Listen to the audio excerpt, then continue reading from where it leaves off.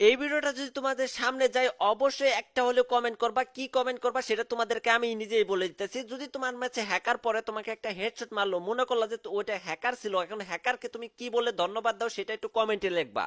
কারণ এই ধন্যবাদটা আমি কিন্তু ভিডিওতে সরাসরি দিতে পারতেছি না, কারণ হচ্ছে জুকার কাকু কিন্তু এই ধন্যবাদটা পছন্দ করে না। তার জন্য অবশ্যই তোমরা কমেন্টে একটু সুন্দর করে তোমরা সুন্দরভাবে সারি সারি ভাবে লিখে দিও।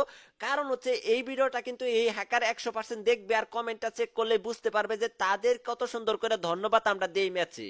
আর 2 দিন পর পর আমাদের জরিনা ভাই কি করে, ফেসবুকে পোস্ট করে যে এতগুলো আইডি ব্যান করে দিলাম। ব্যান করার পরে ভাই ওই আইডি ব্যান করার পরে আরো মারাত্মক হ্যাক নিয়ে কিন্তু তারা গেমে ব্যাক করে। দেখতেই পারতেছো, আগে তো মাটিতে দৌড় পারতো, তাও কোনোভাবে মারতে পারতাম, এখন তো আকাশ দিয়ে দৌড় পারতাছে।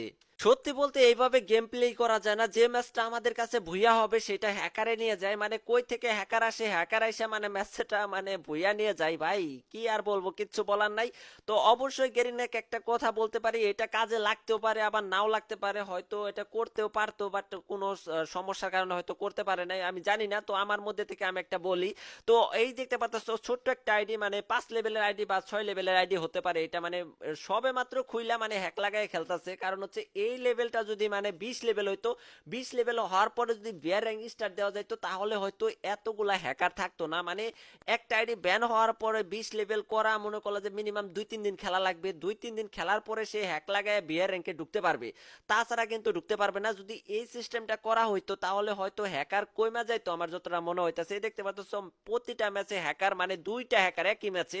যাই হোক, তোমরা হ্যাকারের গেম প্লেটা দেখো, লাস্ট পর্যন্ত কতগুলা কিল করে, 100-র কম হয়তো কিল করবে না, সেটা তোমরা নিজেরাই দেখতে পারবা। তো লাস্ট পর্যন্ত গেম প্লেটা দেখো। তো এই দেখতে পাচ্ছ যখনই দেখছে নিচে এনিমি, আকাশ থেকে টপস করে নাই মাইয়া টুস করে হেডশট মেরে আবার দেখো কেমনে করে আকাশে চলে যায়। তো দেখতে পাচ্ছ তাদের রিয়াকশন দেওয়া ছাড়া আর কোনো উপায় নাই ভাই। আমি কারণ হচ্ছে আমি চাইতেছিলাম যে আমি গেম প্লে ভিডিও আপলোড করব, এগুলো আপলোড করব, সুন্দর সুন্দর ভিডিও আপলোড করব তোমাদের মাঝে। কিন্তু মাঝখানে যে এই হ্যাকার গুলা যে পয়রা যায়, এগুলার অবস্থা কেমনে হবে ভাই। সুন্দর একটা ভিডিও হইতেছে, মাঝখানে এরা দুই কেমন করলা ভিডিওটা নষ্ট করে দিল।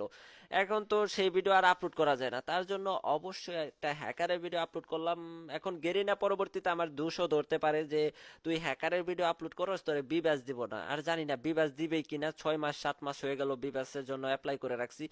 তো নাও দিতে পারে, ওইটা কোনো প্যারা নাই।